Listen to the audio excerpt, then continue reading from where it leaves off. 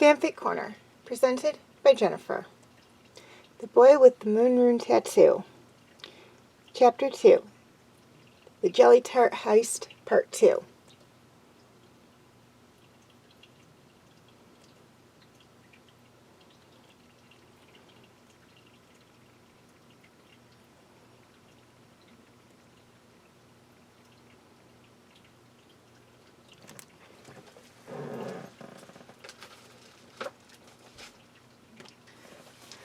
Though it had to be the millionth time in the last hour, Callum tugged the hood around Ezrin's head down over his face. This was a stupid idea. They were sure to get caught. He continued to argue with himself, even as he and Ezrin journeyed across the campus, out in the open, in the direction of the dining hall. They both wore their backpacks, and both wore their cloaks in hope that it would hide their faces. It was the first time they had been together out in the open for several weeks. The smuggled journey into Xadia had not been fun. This is crazy, this is stupid, they're just jelly tarts, Callum's anxiety saying to him. He did his best to ignore it, but he couldn't deny that the claims had some sort of merit to them. It had only been a week, and already Callum had made a decision that could risk everything they had accomplished and were working towards now. Sometimes his stupidity amazed even him. But try as he might, he couldn't call it off. Ezrin was smiling, really smiling, for the first time since the incident that had set all this in motion. He kept looking around at everything on campus in absolute wonder and fascination, even laughing excitedly at some sort of glowing rat creature raced across his foot. Callum couldn't take this away from him, even if it was something as stupid as jelly tarts. Ezrin couldn't take this away from him. Ezrin hadn't been this happy in ages. Besides, Callum had a feeling that if he had tried to tell his little brother to stay at the dorm, Ezrin would try to sneak out anyways. At least this way, Callum knew where he was. When they were children, they used to pull off what they called jelly tart heists all the time, whenever they had visited the campus of Catalyst University, which was quite often. The cooks in the kitchen had even started setting up obstacle courses to try and slow the duel down. But it had never been enough. Callum and Ezrin had always been able to sneak past them and to the delicious pastries that they guarded. Those were some of Callum's fondest memories. But even all those heists couldn't prepare them for the danger of this one. If they were caught, the chefs would not rat them out to their father. Instead, they would discover Ezrin, a human, and all heck would break loose. Callum's twisted the end of his pointed ears to get himself to stop worrying. He felt a twinge of pain, but only through the part of the appendage that was actually real. "Is that it?" Ezrin whispered, pointing over at the large dome building that Callum had grown somewhat used to over the past week. keep your voice down, Callum signed back at him before turning back to the dining hall. Someone told me there is a trapdoor on the roof that we can use. But Callum, Ezrin protested in a much softer voice, how are we supposed to get up there? Callum lifted his right index finger, which glowed with an eerie green light. I'll figure something out. He didn't add that he didn't have his voice, which was sort of necessary for any sort of spell that he could perform. He'd improvise if he had to. Ezra needed this, and Callum needed it too. They approached the dining hall carefully, trying their best not to look too suspicious.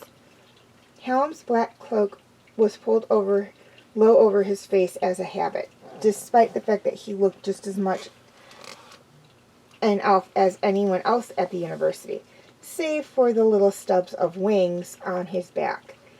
If he were actually Skywing elf, he'd be a pretty sorry one. He shook the thought from his mind as they reached the edge of the building. Callum wondered how exactly Atlas had managed to get onto the roof. After all, there were no visible ladders, and the ceiling itself was made out of glass. Not exactly the best for a stealthy heist. He could see a warm glow from inside the building in the darkness of the night, indicating that the cooks were doing exactly what Cale had said they would, and were making jelly tarts for the next morning. Callum's stomach rumbled at the thought. He had skipped dinner for this.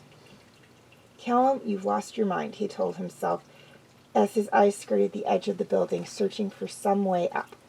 There, Ezrin said quietly, pointing to one section of the roof that seemed to be more decrepit than the others. The dining hall had a glass ceiling for part of the building. The rest was normal shingles. Granted, the shingles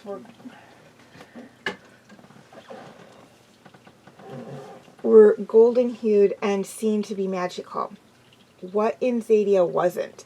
But they were shingles nonetheless. It was nice to see that at least something resembled normal in this strange place. Do you think you can reach that if I give you a boost? Callum asked his brother. Ezra nodded solemnly, though he still wore a grin on his face. It was a good thing they had decided not to bring bait with them, because the little toad tended to flash brightly whenever he got nervous, like Callum was feeling right now. Although the light that bait could have provided would have been appreciated as he and Ezrin huddled in the shadows of the building. The following experience was not pleasant. As Callum did his best to lift Ezrin up, when had he gotten so heavy, he desperately wished for his voice back. That way he could simply use Aspero to blow Ezrin up to the top of the roof, instead of having Ezrin step on every part of his face. After about 2 minutes of this, where Callum received a nice boot-shaped red mark on his cheek, Ezrin managed to scramble up to the top portion of the building. Callum sighed in relief, slumping over in exhaustion. This was not worth it, but they were in too deep to stop. Now, there's a ladder up here. Ezrin's voice came a moment later, a bit too loud for Callum's liking. The boy's face appeared at the roof, smiling widely. Callum signed for Ezrin to be careful, but the boy barely listened, lowering a small wooden ladder with a few loud scrapes and grunts. Callum looked around in alarm, sure that someone would have heard that, but no one appeared from out of the gloom to demand what they were doing. Even the wind was silent. Sighing, he turned back to the ladder and began to climb. Fortunately, he never had a fear of heights, so the ascent was easy, even if the ladder creaked and groaned a bit. After a minute, he reached the roof, pulled himself up, and tugged the ladder up after him. We have to be the biggest idiots in Katalis, Callum thought. He adjusted the empty backpack around his shoulders and turned to Ezrin, whose grin was so wide that it threatened to crack open his face. I better get the best Big Brother Day day present for this, Callum told him. Ezrin made a face. That's not a real thing, Callum. It is now. Now it was Ezrin's turn to sigh. He was a teenager now, after all. Together they began to search the roof for something resembling a trapdoor. It wasn't easy. The moon had gone behind the clouds before Ezrin and Callum had even exited the dorm, which meant it was nearly pitch black on top of the roof. The only light they had was from the glow inside the dome, and they couldn't risk getting too close to that, lest they risk discovery, or worse, tripping and falling into it. Callum would never forgive himself if Ezrin got killed because of his misguided attempt to cheer the boy up. Beyond that, the roof was slightly slanted because of the shingles, and they had to be careful not to slide right off the roof. How had Atlas found this? How had he not fallen to his death? Granted, the drop wasn't very far, but if one fell right, it could easily result in a serious injury. Callum discovered it by complete accident, nearly tripping right over it and falling off the roof. Luckily, he caught himself in time, heart pounding out of his chest as he stumbled to the ground. Carefully, he felt around the ground, feeling the rough wood of the trapdoor below him. He grinned, straightening, and tried to catch Ezrin's attention. It wasn't easy, because Callum still didn't have his voice, but eventually he managed, nearly falling off the roof a second time as he waved his arms around to catch the boy's eye. Ezrin crouched down next to Callum after crossing the roof, staring down at the trapdoor. As always, before one of their infamous jelly tart heists, there was a flood of excitement and nervousness in equal measures. But then Callum slowly pulled open the trapdoor and the heist began. Callum dropped down first, barely able to squeeze into the small door and down onto the floor of the dining hall. His ankles throbbed with the impact, but other than that, the pain wasn't too bad. It was certainly a lot better than falling face first on the roof, that was for certain. He stood on his tippy toes, trying his best to catch Ezrin's leg as he slowly lowered them. Callum grunted as he took his brother's weight.